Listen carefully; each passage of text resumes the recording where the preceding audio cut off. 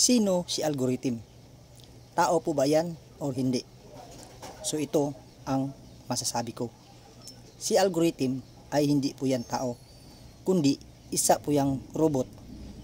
Siya po ang gumagawa ng paraan para yung mga video nating mai-upload or na-i-upload dito sa Reels or sa long form video ay rin ang gumagawa ng paraan para mapalawak or maraming makapanood ng ating video. Halimbawa, ako, mayroon akong video na in-upload, tapos nakita ni algorithm yun, tapos pinasilip niya sa aking followers, pero hindi lahat ng followers ko ay makapapanood nun.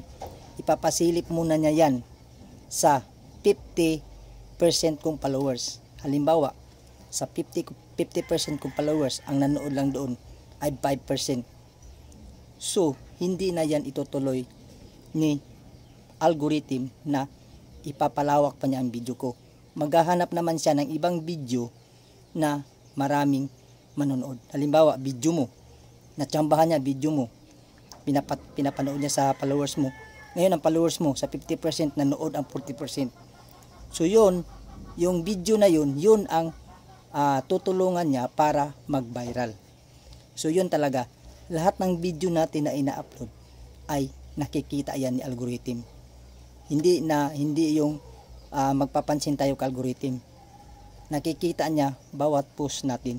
Hindi na natin kailangan magpapansin. Ang gawin na lang natin, mag-upload na lang tayo ng video para yung mga followers natin ay hindi tayo iiwan.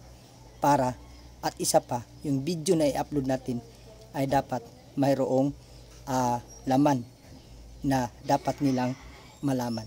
So yan lang guys, follow for more.